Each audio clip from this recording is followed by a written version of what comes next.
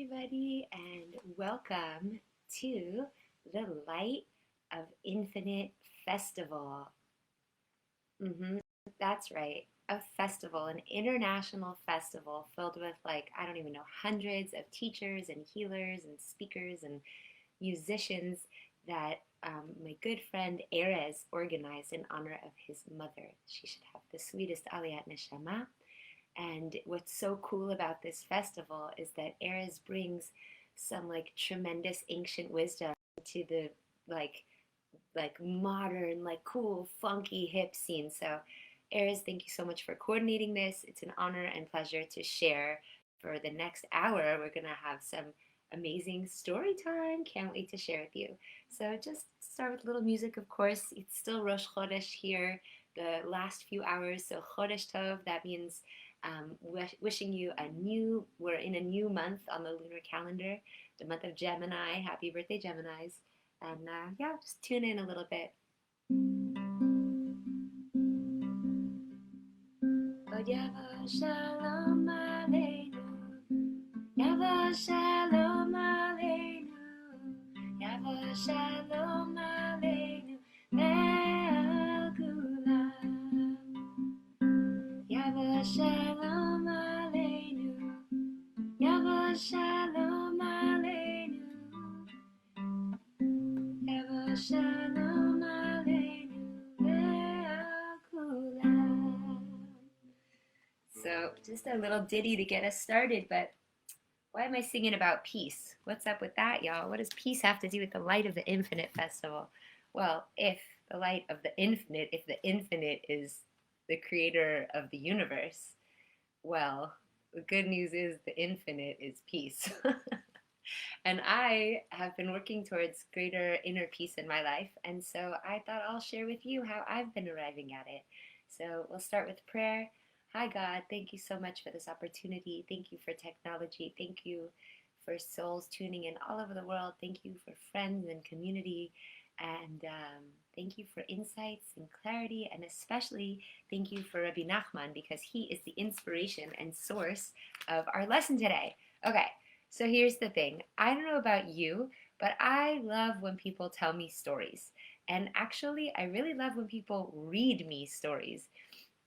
A really cool line that Rabbi Nachman says that I actually share in my course that I have posted on Torah and psychology is that Rabbi Nachman says that, you might find that the nations of the world tell their children stories to put them to sleep. And that's beautiful. But the Jewish nation, we have a new way of looking at it. And that is, we actually tell our children stories to wake them up.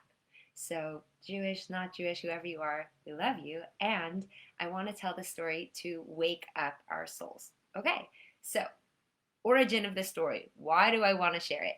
Okay, so there's this one time where this great spiritual Torah speaker had come to visit the town that I was in, and she decided that her class was going to be to do this very thing, to read this story from Rabbi Nachman.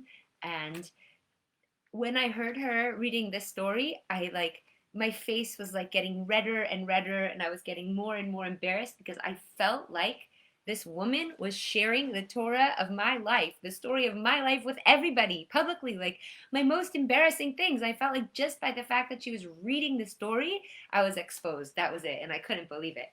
And I was sitting there kind of in shame, and I was like, all right, I knew that Rabbi Nachman's stories were powerful, but this powerful, I literally felt like she was telling everybody my deepest, darkest secrets. So fine, that night happened. I reread the story a few times, but I kind of left it. Until one day, perhaps a year or two later, I went to this intuitive, a kosher intuitive, the kind that has you opening books, and then, according to which page you open to, they tell you a story of your life or something about you or something that can help you. So anyways, I opened the books. And he goes, oh my gosh. And I'm like, oh no, what is it? He's like, I'm going to tell you, but I'm going to actually have to suffer for revealing this secret to you. And I was like, are you sure? Are you sure you want to do it? And he was like, I'm going to tell you. And he's like, your soul, and he's saying this to me, okay? I was like, oh my gosh. Your soul comes from the place in the Garden of Eden where this very story comes from. And I was like, wait, you mean the story from the class about a year ago, that when I heard it, I felt like somebody was revealing my essence to like the other 100 people in the room? I didn't say that out loud, but yeah. So for whatever reason, if whether or not this intuitive Breslover was right and my soul is from whatever it means, from the place of the Garden of Eden where this story comes from, I'm connected to it. And I think that you might be too. But who is this class really for? Before I even tell you the name of the story, this class is for you if you are an overachiever, if you practice overthinking, if you feel like an intellectual or maybe sophisticated. See, all of these terms are typically used as praiseworthy things in our society. They're an intellectual, they're so intelligent, they're sophisticated. They have high goals, they have high motivation. Oh my goodness, what kind of a gem and a winner is that? Now, if you're anything like me, who I've been on this track in my life, right? I finished college, I was like, oh, I guess I need a master's degree. And then after the master's degree, I was like, oh, I guess I need to go, develop my skills as a therapist. And then I'm a therapist. I was like, I need to develop my skills as a communicator. So I took a communication course. I need to develop my skills in shadow work. So I did a shadow work course. And then I needed to develop my skills. And it never ended, right? It never ended. But what I noticed is that none of it made me happier. In fact, it kind of made my life increasingly more and more difficult. And so I would think about it and I would think about it. And what I would notice is things were getting more difficult. And the more that I thought, the more things seem to get more complicated. So first, before I even begin, I wonder, do you relate to this all? Do you relate to this at all? Do you find that thinking is a helpful tool for you, or perhaps a distraction? Because what I'm arriving at after 10 years as a therapist and 20 years as in the field of teaching Torah is that I actually think that the evil inclination's number one tool to throw us under the bus and make us unhappy and miserable is thinking. I said it. I think that the tool that the evil inclination uses to get us down and upset and engaging in the sadness and engaging in all the thinking is thinking itself. In fact, my friend Chloe just shared with me a beautiful quote from her class where she learns poetry by Rumi. And the quote says, "The mind is a wonderful servant, but a terrible master." I'm just going to repeat that again because it's such a beautiful quote by Rumi. The mind is a wonderful servant, but a terrible master. So if thinking has got you, running around in circles in your brain, if thinking has you, in patterns of thought that are not helpful, if thinking has you in the past, like I mentioned in my class last night, what thinking does is it keeps us in the past, right? Where there is regret, resentment, or if thinking has you in the future with anxiety and worry and fear, then clearly thinking is not serving us that much. But Nili, you say, I thought that thinking is a good thing. Doesn't Chabad tell everybody to do hitbonenut or contemplation? Isn't thinking good? What are you saying? And so I introduced to you the story of the sophisticate and the simpleton.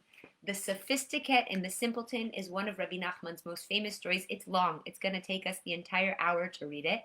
But grab some popcorn, have a morning coffee, make this your learning intention to prepare for the holiday of Shavuot, the day where the Torah was given to the Jewish people at Mount Sinai. So we're really in a week of welcoming in divine light and wisdom into our lives. So yes, Miriam, you are saying that we must be in charge of our thinking, and I never really understood that. I never understood that I was the only one responsible for what was happening in here. And so for many years, I've been the sophisticate, but now I'm striving and hoping with joy to actually become the simpleton. Who knew? Who knew? L'chaim. Now listen, if you've never heard a story by Rabbi Nachman, you have to have patience with it. Some parts just aren't going to make sense because really these are simple stories that have encoded within them Kabbalistic wisdom and deep, profound teachings from the Zohar. So have patience, sit back, relax, and enjoy the show. I'm going to read you the story of Rabbi Nachman's The Sophisticate and the Simpleton. There once were two homeowners who lived in the same city. They were very, very wealthy, and they had large mansions. Each one had a son, both of whom studied in the same school. One of these sons had deep understanding and was quite sophisticated. Maybe like you, did you also get all A's and, learn how to make a speech? The other one was simple. He wasn't lacking in intelligence, but he had a straightforward, humble approach without any sophistication. These two sons loved each other very much, even though one was sophisticated, while the other was simple, with a very humble mind. Nevertheless, they loved each other very much. In the course of time, the two homeowners had began to decline. These were their parents. And they went lower and lower until they lost everything and became poor, but the only thing they managed to keep was their mansions.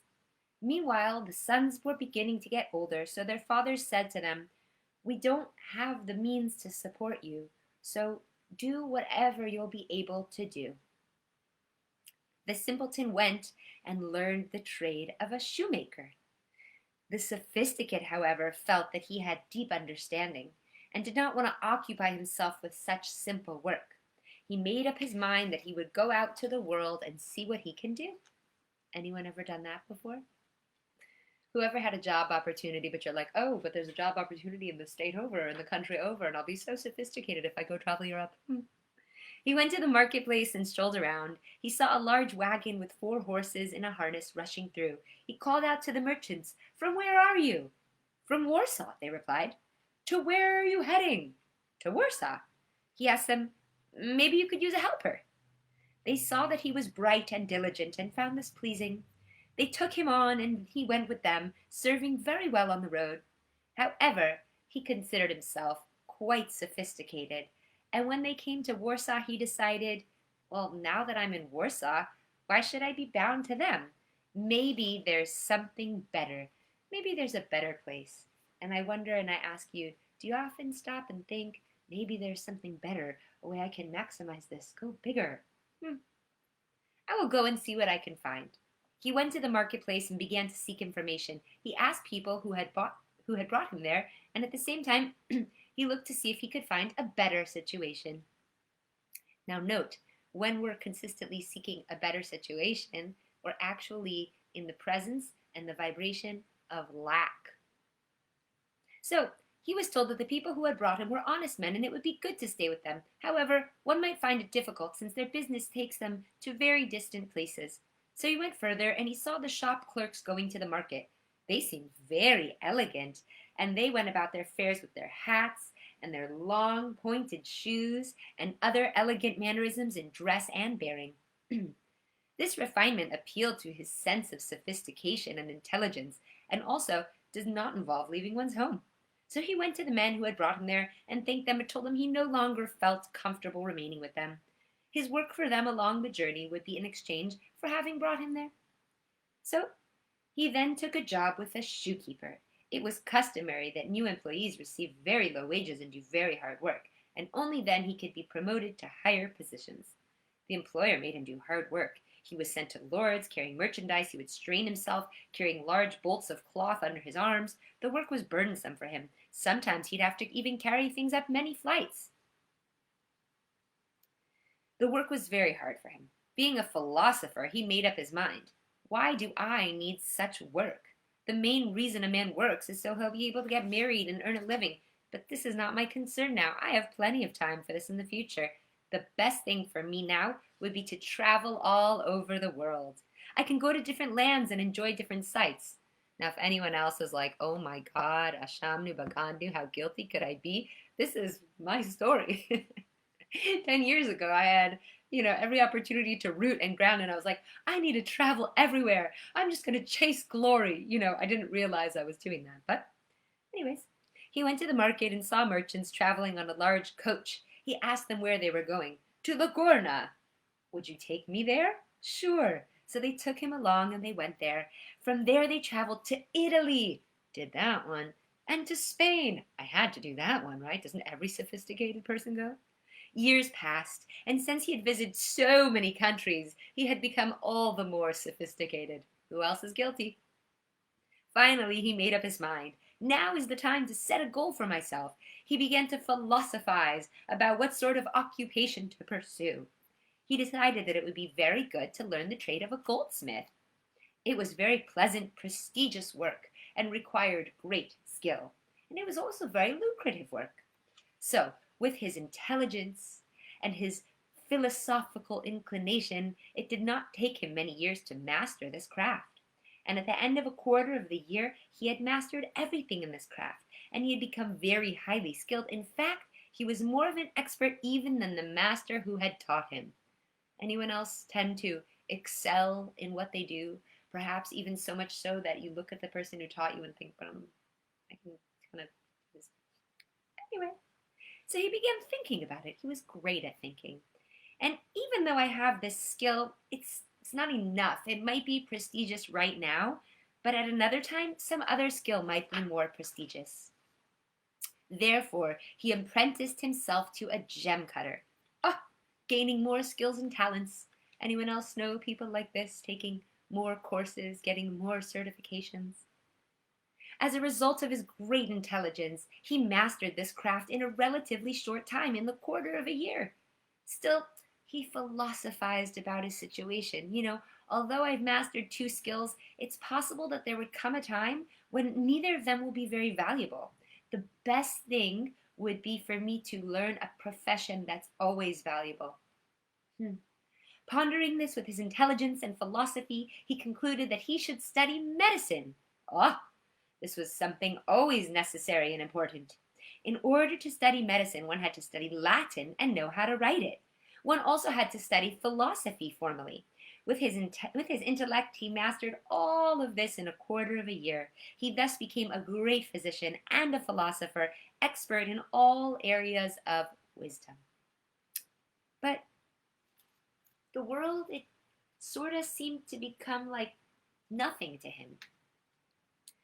Through his wisdom, he had become a great craftsman, intellectual, and a physician, and everyone in the world sort of seemed like nothing. He made up his mind that the time had come for him to seek his goal in life and get married. But he said to himself, if I marry a woman here, who will know what I have accomplished? I must return home. Then they will see what I have accomplished.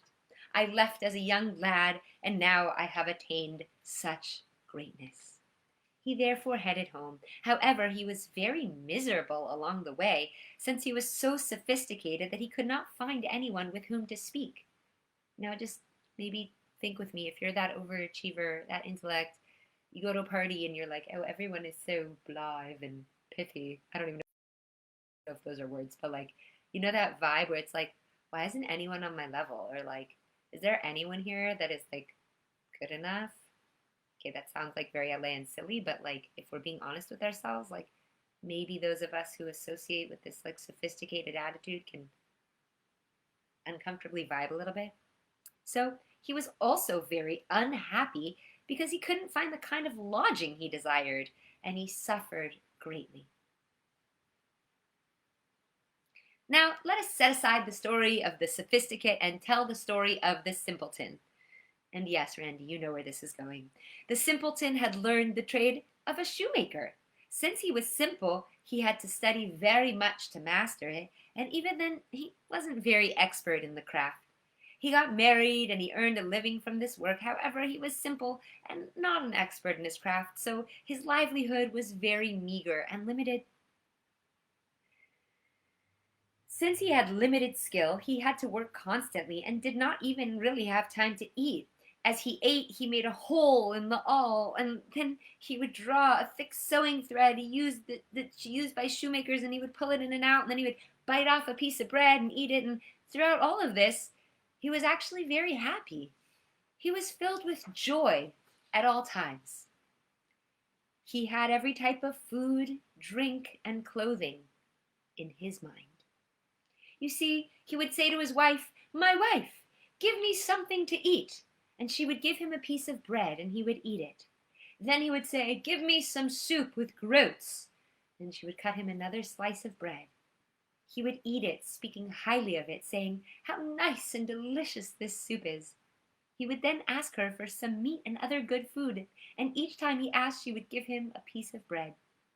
He would enjoy it very much and praise the food highly, saying how well prepared and delicious it was. It was as if he was eating the food he had asked for, and actually, when he ate the bread, he would taste in it any kind of food he wanted. This was because of his simplicity and great happiness. He would also ask his wife, "My wife, bring me a drink of beer," and she would bring him some water. But he would praise it and say, "How delicious is this beer?" And he would say, "My wife, give me some honey wine," and she would give him water, and he would speak highly of it. "Give me some wine," or other beverages, and each time she would give him water, but he would enjoy it and praise the beverage as if he was actually drinking it. And the same was true of clothing. Between them, the only outer garment he and his wife had was a sheepskin coat. Whenever he wanted to go to the market, he would say to his wife, "Give me the sheepskin," and she would give it to him. When he wanted to wear a fur coat to visit people, he would say, "My wife, please bring me the fur coat," and she would give him the sheepskin. But he would enjoy it and praising, saying, "What a nice coat this is."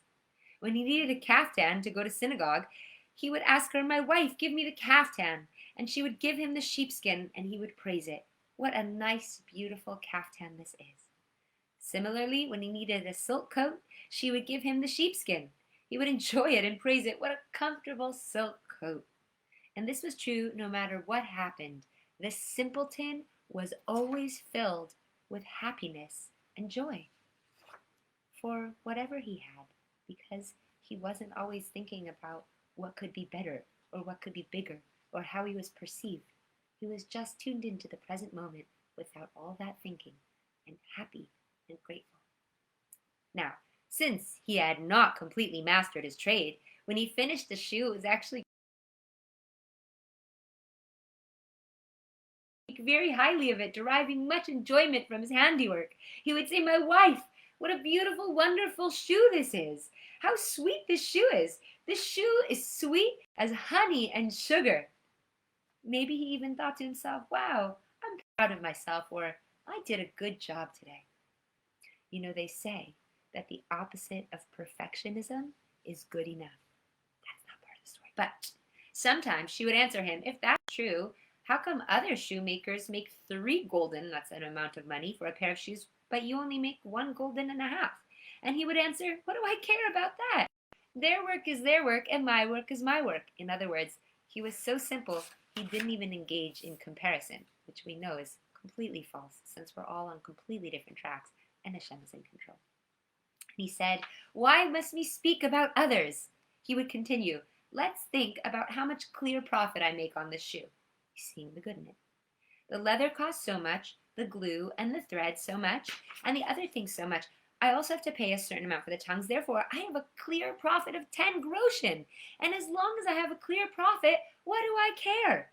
He was thus always filled with joy and happiness. Now, for most people, this was a big joke. They would enjoy making fun of him, since they considered him a little insane. Can you imagine someone so happy with just one pair of clothes and same food every day and their simple profession of simple profit? In our world, that's a little crazy, huh? People would come to him, especially to engage him in conversation, so they'd be able to ridicule him. But the simpleton would merely say, "Just don't make a joke of it." If the other person would assure him that they were not making a joke of it, the simpleton would listen to what they had to say and engage in conversation. He did not probe into the other person's motives more deeply to see if this in itself might be a means of mocking him, since he was a very simple person and he avoided such sophisticated ideas. However, if he saw that the other's intention was clearly to mock him, he would say, "So what if you prove yourself smarter than I? You will still be a fool. What am I that it's such a great thing to be smarter than me? And even if you are, you'll first be a fool." So all of these were the ways of the simpleton. And now we'll return to the story. One day, there was a great commotion. The sophisticate was turning with great status and wisdom. And the simpleton was overjoyed. He rushed to join the crowd that was greeting the sophisticate, saying to his wife, "Quick, give me the silk coat. I want to meet my friend. I want to see our old buddy." So she gave him the sheepskin, and he ran to greet his old friend. The sophisticate was traveling with great pomp in a huge coach. The simpleton greeted him with love and with joy. "My brother, my best friend, how have you been doing? Thank you, God, for bringing you back. Whew! I am so happy I'm able to see you. Thank you, God, that I'm able to see you." And the sophisticate considered even the whole world to be as nothing, as we've seen. Someone like the simpleton appeared to him like a madman. However, because of their friendship in their youth, he was friendly to him and rode with him into the city. While the sophisticate had been abroad, the two homeowners had died, leaving behind their mansions. The simpleton remained home, so that when he inherited his father's mansion, he lived in it. The sophisticate, however, was abroad, so there was no one to care for the mansion. Thus, the sophisticate's mansion was neglected and in ruins, and nothing remained of it. So when the sophisticate returned, he had no place to live, and he had to stay at an inn. So I tell you just on a personal note, like I moved away from LA to Israel, and that was a beautiful decision. But there is like a moment of heartbreak when I come back, and all the people that I grew up with are still friends, and they have each other as a support system, and they're like best friends. They've been together since elementary school or high school, or because they all stayed. And there's a place in me that the heart sinks, because like, wow, how beautiful. They just simply stayed put and look. So anyways, so then the sophisticate had nowhere to stay. He had no place to live, and he had to stay at an inn. However, the inn was not to his liking, and it was very miserable. And this also, maybe you're not a sophisticated, maybe you're not intellectual, and maybe you're not an overthinker and overachiever, but maybe you're fancy. Maybe you've set high standards in this Western world with everything that, everything we can have. And maybe camping would seem anathema to you, but like only staying in a fancy hotel. And if you're not in a fancy hotel, it's like, beneath me. And so what happens? It's miserable. And therefore, he was miserable. Now, the simpleton, you ever have that experience where like nothing seems to make you happy? Well, here's your story. The simpleton now had something new to do. Whenever he had a chance, he would leave the house and run to the sophisticate with love and joy. He noticed how unhappy the sophisticate was with his quarters.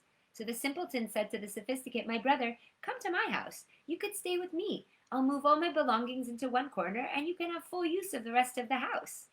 The sophisticate liked the idea, so he moved into the simpleton's house and stayed with him.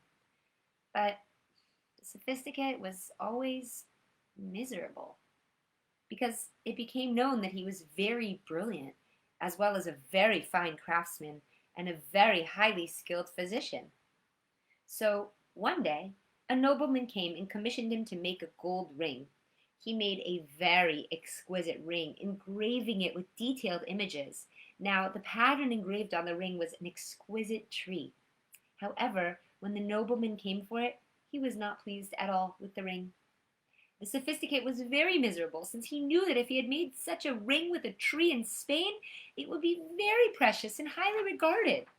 Another time, an important landowner came and brought him a very valuable gem from a distant land. He brought another gem that had an image engraved on it and commissioned him to reproduce one image onto the gem he had bought. So the sophisticate was able to reproduce the image exactly, with the exception of one minor detail that no one else but himself would ever notice. When the landowner returned and took this gem, he was very pleased. But the sophisticate, however, was very miserable because of his mistake. What good is my skill if I can make an error? Do you see how he's like seeing the bad in everything? Or he's held himself to such high standards or expectations that the other side is just disappointment? This happens to me sometimes when I teach classes. People are like, "Wow, that was amazing." And I'm like, "That sucked. That was awful. That was terrible." And it's like, what sort of expectations and standards am I holding to that they're all happy and I'm miserable? Hello. So anyways, his medical practice also brought him great misery. But look, with all this thinking and sophistication, everything brought him misery. And we'll talk about why later. Often he came to a sick person and gave them remedies. He knew that if the patient were to survive, he would be healed through these remedies. Yet there were cases where the patient died and people would blame him. This made him very miserable. Ugh, it's even hard for me to say this.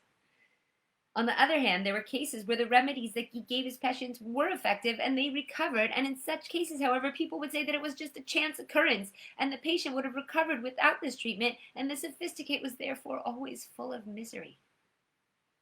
The same happened when he needed clothing. He summoned a tailor, and he struggled to teach him how to make the type of garment that he was familiar with. The tailor finally got the point and made a garment exactly as he wanted. The only flaw was that one of the lapels was not lined up exactly right. The sophisticate was very upset. Here, the garment may be considered nice, since people don't know better. But, he said, if I were in Spain with such a lapel, it would just be a joke. People would consider it ridiculous. This only added to his misery. The simpleton would constantly run to the sophisticate in joy. When he found him miserable and full of grief, he would ask, "But why should a brilliant, wealthy person like you always be so miserable, and here I am filled with joy?" The sophisticate considered the question ridiculous and thought that the simpleton to be a madman. But the simpleton said to him, even if ordinary people mock me, they're fools, since even if they're smarter than I am, well, they're the first fools. And this is even more true of a brilliant person like you. If you're smarter than I am, so what? The simpleton then spoke up and said to the sophisticate, "If only you could reach my level." The sophisticate replied, "It's very possible that I can reach your level. Heaven forbid. I could lose my intelligence, I could become ill, heaven forbid, or I could become mad. And after all, what are you, a madman? But for you to attain what I have is truly impossible. You could never be as intelligent as I am." Quietly thinks everybody who's smarter looking down on anyone else. The simpleton answered, "For God, everything is possible." And that's part of being simple, by the way. "In the wink of an eye, I can attain everything that you have." The sophisticate laughed at this very much, right? Because the sophisticate has to think, what's possible, what's not possible, can it be attained, how could I do it? The simpleton's like, why, Hashem, Kol Yachol, everything is possible with God. So, people had given the two sons surnames. One was called the sophisticate, while the other was called the simpleton. Okay.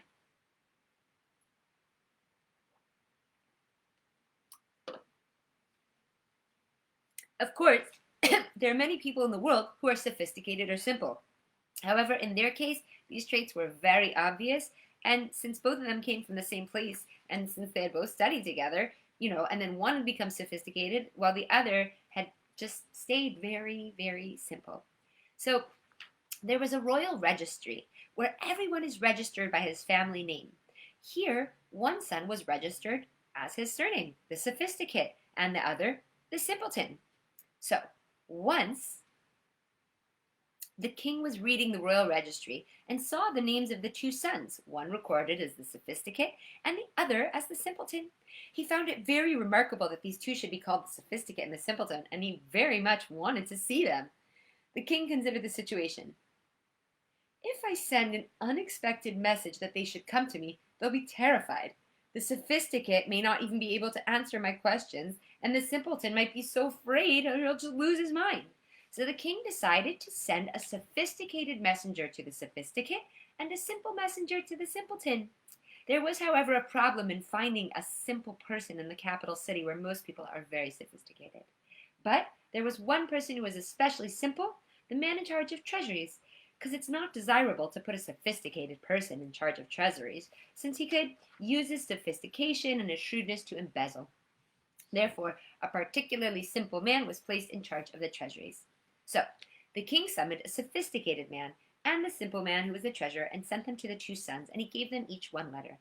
He also gave them letters to the governor of the district where these two sons resided. In this letter, he ordered that the governor send notes to the sophisticate and the simpleton in his name, so they not be afraid. The governor should write to them that this was not a particularly important affair, and the king was not actually ordering them to come. It was up to them, and if they wanted, they could come. However, the king wished to see them. So the sophisticated messenger and the simple one both set off, and they came to the governor, giving him the letters.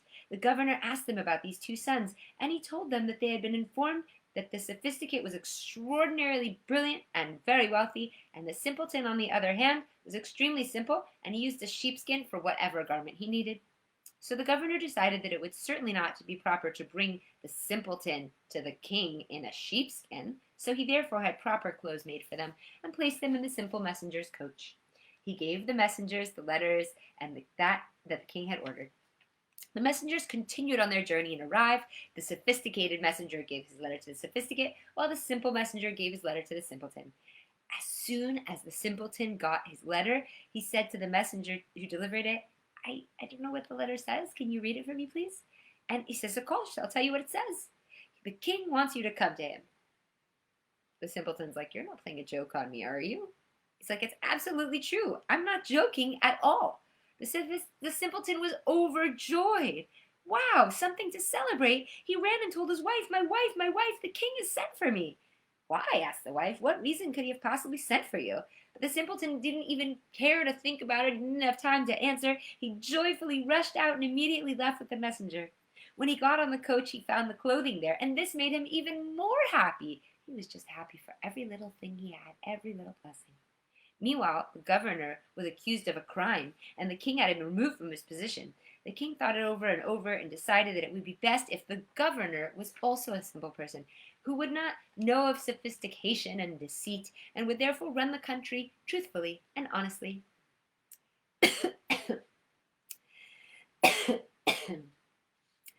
The king decided that the simpleton should be appointed governor.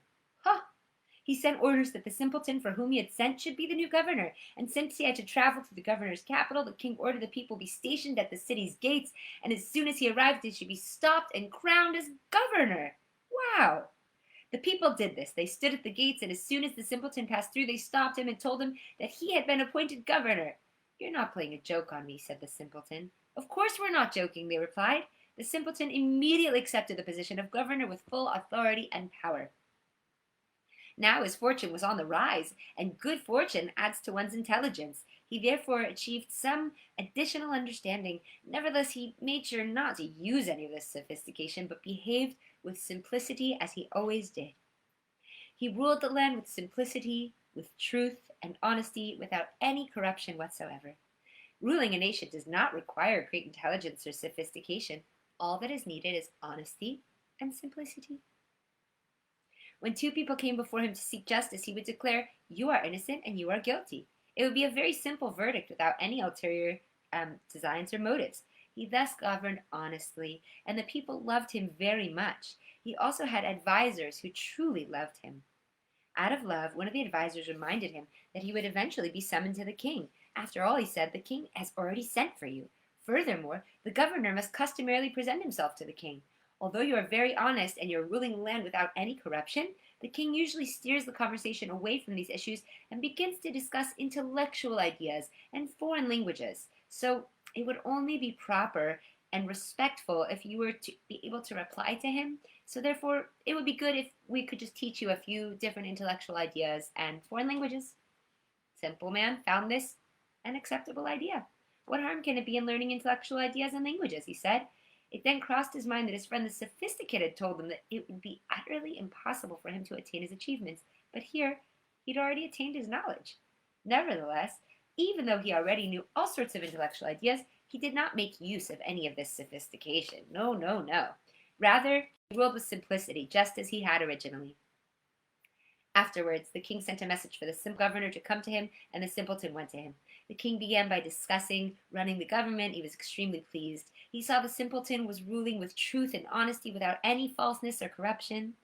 Then the king directed the conversation to intellectual ideas and languages, and the simpleton was able to respond properly. The king was then all the more pleased. Indeed, he is a very intelligent man, he said, but he still rules with great simplicity. The king was so pleased with this that he made the simpleton the prime minister, putting him in charge of all of his other ministers. The king ordered that a special city be given to the simpleton as his official residence. The walls around the city were to be fine and beautiful, as appropriate for such a residence. The king also gave him a letter of appointment stating that he would be the prime minister. And this was carried out, and the city the king had ordered was built.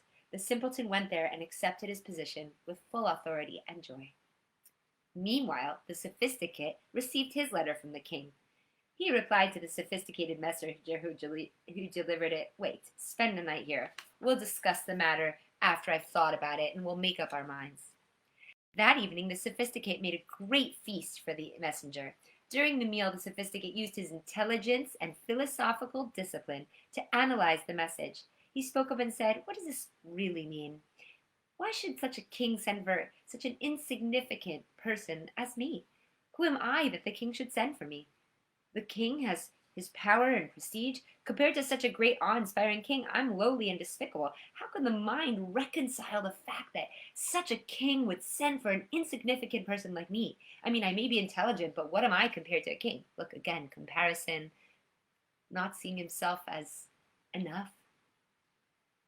Doesn't the king have other wise men? Besides, the king himself is certainly also very wise. For what possible reason could the king send for me? He found this all very puzzling, and the more and more he thought about it. The sophisticate, who was the simpleton's friend, thought over the matter. At first he was very puzzled and confused, but soon he thought he had a reasonable answer. He said to the messenger, "I declare that, in my opinion, it is absolutely certain and logical, if you think about it, that the king does not even exist at all. Think about it," he explained. "The entire world must be mistaken. Since they foolishly believe that there's really a king, think it over. How possible is it that all the people in the world would submit to one man as their king? Hello, obviously no such king exists." The messenger, who was also very intelligent, replied, "But I brought you a letter from the king." "Did you yourself actually receive the letter from the king?" asked the sophisticate. "No," replied the messenger. "Another man gave me the letter in the king's name." "Now, see with your own eyes. I'm right," said the sophisticate. "There's no king at all." Sophisticate asked him even further, "Tell me, aren't you from the capital? Didn't you grow up there and live there all your life? Tell me, did you ever even see the king?" "No," replied the messenger. "I mean, the king only appeared on rare occasions. Not everyone gets to see him." "Now, you see," said the sophisticate, "what I'm saying is obvious and very logical. It is certain that there is no king at all. Even you have never seen the king." "So who rules the land?" said the messenger. The sophisticate replied, "I can answer this very simply, since you're asking an expert. I have traveled to many lands, and I was once in Italy. There, it's the custom to elect 70 advisory ministers, and they serve as representatives. Each one serves for a set time, and thus everyone in the land has a turn to rule one after the other." His argument began to convince the messenger. Finally, they came to an agreement, and it was announced that no king actually exists. The sophisticate then said, "Wait until morning. I'll show you further proof that no king exists." What? The sophisticate got up early in the morning. He woke up his friend, the sophisticated messenger, and said to him, "Come outside with me. I'll clearly show you what a great mistake the world is making. The truth is, there is no king at all. Everyone's making a great mistake." They went out to the market and saw a soldier. They took hold of him and said, "Who do you serve?" The soldier said, "The king." "As long as you've lived, have you ever seen the king?" "No." "See, is there anything more foolish?" They declared. Then they approached an army officer. They entered into conversation with him. They finally said, "Whom do you serve?" "The king." "Have you ever seen the king?" "No." "You could see it with your eyes," declared the sophisticate. "Everyone is clearly in error. In all the world, there's no king at all to serve." They thus both agreed the king did not exist. The sophisticate then spoke up and said, "Come, let us travel around the world. I want to show you how the entire world is caught up in this great error." They set out and traveled around the world. Wherever they came, they found people in error. When you get sophisticated, everyone else just kind of seems less right. They used the idea of a king as an example. Wherever they found people in error, they took the king as a paradigm. "This idea of yours is as true as the idea that a king exists." They continued traveling until they had used up all their wealth. So first they sold one horse, then another. They had sold them all, and then they had to travel by foot. And they were always analyzing people's beliefs, and they found people to be in error. They had become poor, and they had to go on foot, so they also now lost all their status, and they didn't have any status at all, since people wouldn't pay attention to paupers like them. As things turned out, they traveled all over until they finally came to the city where the prime minister lived. He was the simpleton, the one who had been the sophisticate's friend. In that city there lived a true miracle worker. He was considered very important because of the miracles that he had performed. He was very important and famous even amongst the ministers. So the sophisticate and his companion came to the city, and they wandered around until they came to the miracle worker's home. They saw many wagons there, 40 or 50 with sick people. The sophisticate assumed that the physician lived there, since he was also a skilled physician. He wanted to go in and become acquainted with the other one. Who lives here? Said the sophisticate. A miracle worker, answered people. He said to his companion, what tremendous falsehood and error. This is even more foolish than the belief that there's a king, my friend. Let me tell you about this falsehood, and to what extent the world falls with this ridiculousness. Meanwhile, they became hungry, and they discovered they had just 3 or 4 groschen. So they went to a public kitchen where food could be brought for even as little as that much, and they ordered food and were served. While they were eating, they spoke about the miracle worker and made fun of the concept, saying how false and foolish it was. The restaurant owner overheard their words, and he became very angry. The miracle worker was very highly esteemed in this area. Eat what you have in front of you, and then get out of here. Then the miracle worker's son came in. They continued to make fun of the miracle worker in his son's presence. The restaurant owner rebuked them for making fun of the miracle worker while his son was there, and finally he beat them soundly and threw them out. They were very angry, and they wanted to sue the restaurateur for beating them. They decided to go to the innkeeper where they had just left their luggage to seek advice as to how to obtain justice for what had happened. They came, and they told him that the owner of the public kitchen had beaten them very severely. When the innkeeper asked them why, he said because they'd spoken against the miracle worker. It's certainly not right to beat people up, he said, but you did not act properly in speaking against the miracle worker. The miracle worker is very highly esteemed here. They concluded that there was nothing to the innkeeper either. Dismiss, dismiss, dismiss. He was also deluded by this superstition, so they went to the town clerk. The town clerk was a Gentile. They told him the story that they had been beaten. When the town clerk asked them why it happened, they replied that because they'd spoken against the miracle worker. The town clerk then beat them soundly and had them thrown out of his office. They went from place to place, from one official to a higher official, until they finally came to the Prime Minister. Guards were stationed in front of the Prime Minister's residence. They told the Prime Minister that the people wanted to see him, and they bid him enter, and he bid them enter. The sophisticate came in before the Prime Minister. As soon as they entered, the Prime Minister recognized that this was his old friend, the sophisticate. The sophisticate, however, did not recognize him, since he was now such a great person. The Prime Minister immediately said to him, "Look at my simplicity. It brought me such greatness. But what did your sophistication bring you?" And this is a great question for us to ask ourselves. Look at my simplicity. It has brought me such greatness. But what has your sophistication brought you? More misery? That you are my old friend the simpleton, replied the sophisticate, can be discussed later. Now I want justice for you having been beaten. So why did it happen? Asked the simpleton. Because I spoke against the miracle worker. I said that it was superstition and great fraud.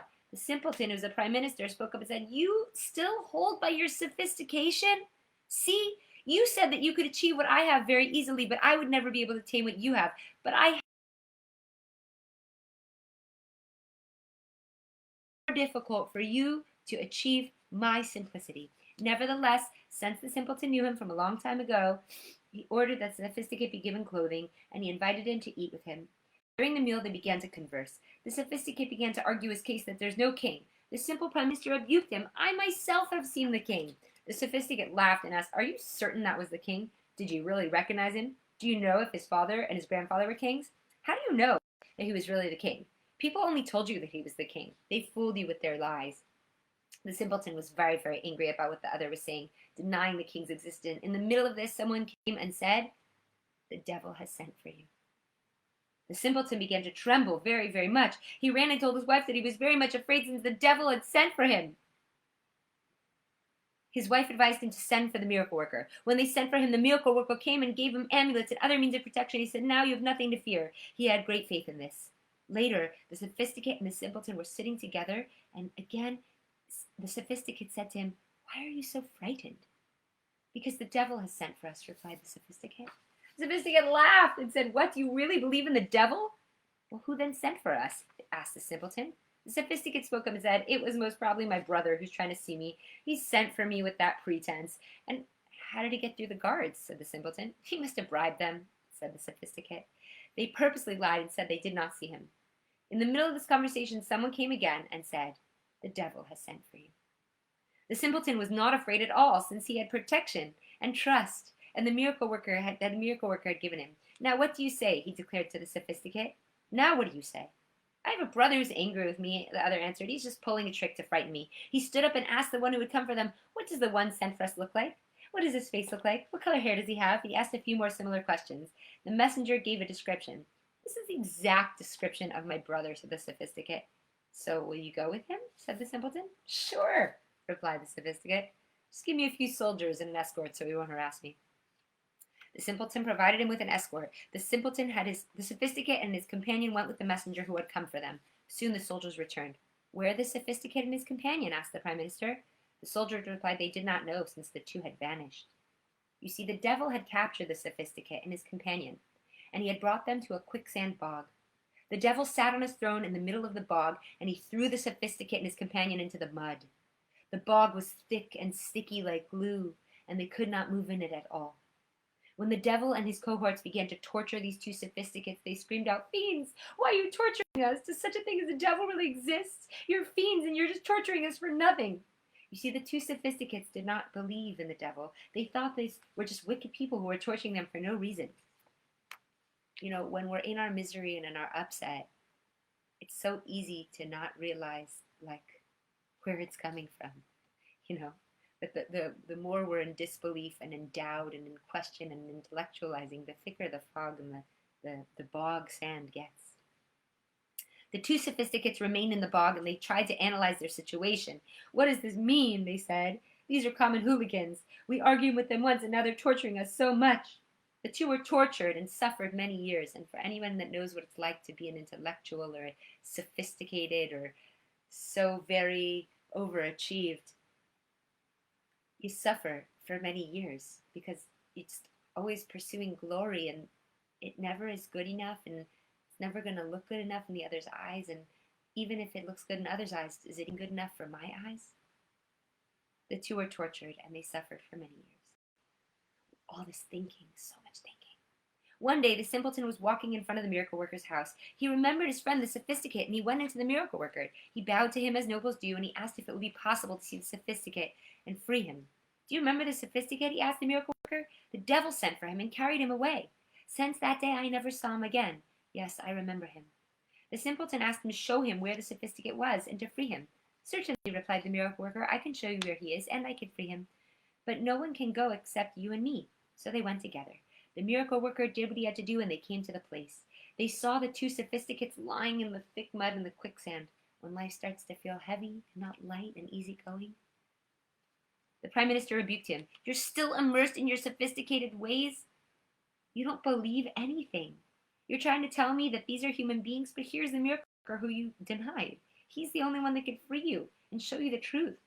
The simpleton, who was the prime minister, asked the miracle worker to free them and show them that this was really the devil and not a human being. The miracle worker did what he had to do, and they were suddenly standing on dry land. The bog simply vanished, and the evil spirits turned to dust. The sophisticate saw it all, and he was forced to admit that there was a king. The Rebbe's lesson, which discusses simplicity, is a commentary on the story.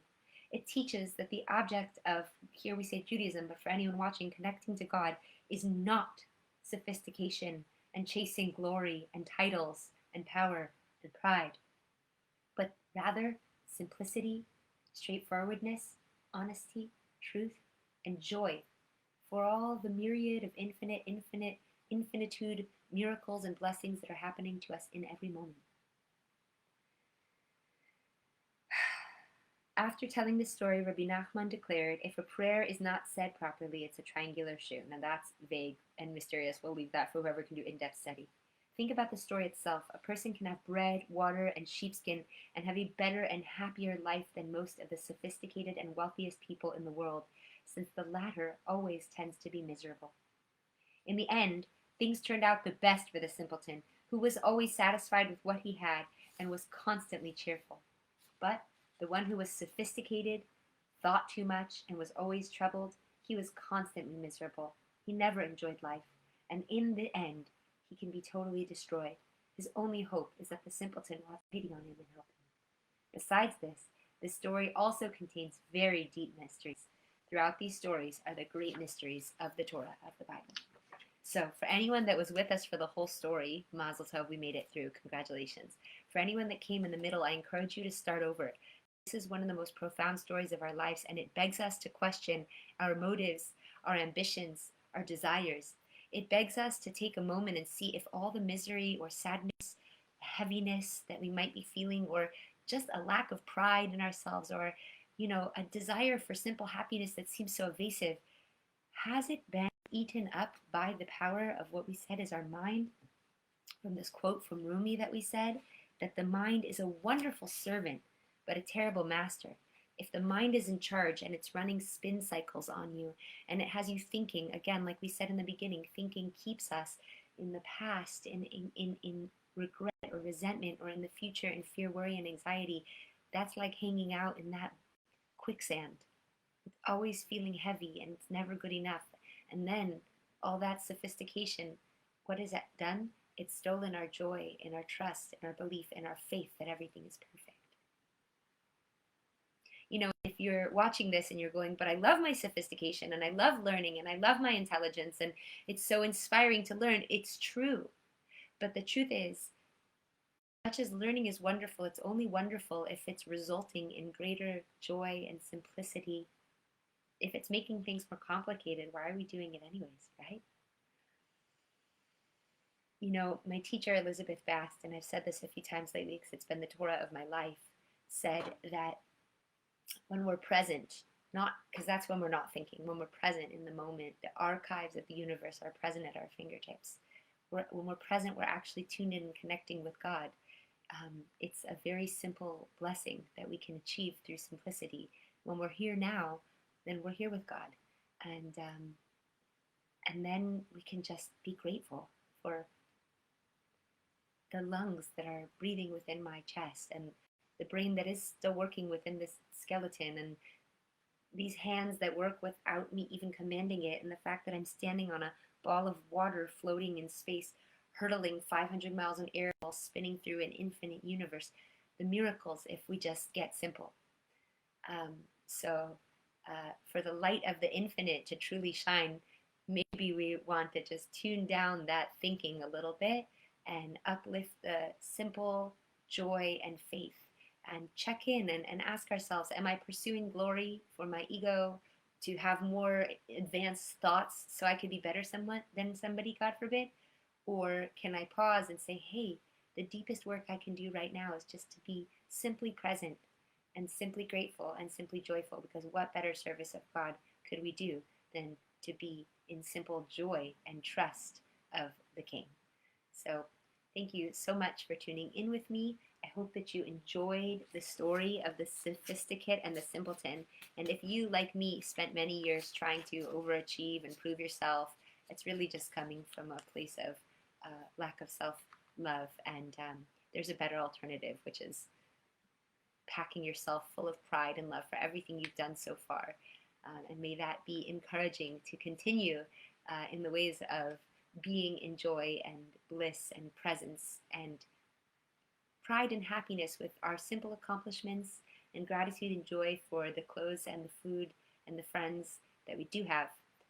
Please God, may this consciousness of simplicity enliven us and enlighten us and heal the advanced intellectualism of the Western world, so that we can all just simply rejoice with, again, the multitudes of infinite miracles and blessings that we all already have. Cheers again to the light of the Infinite Festival. Thank you, Erez. May your mother and my mother have high soul ascensions, and thank you also, Rabbi Nachman. Thank you for watching. Okay, Laila Tov. Have a great night.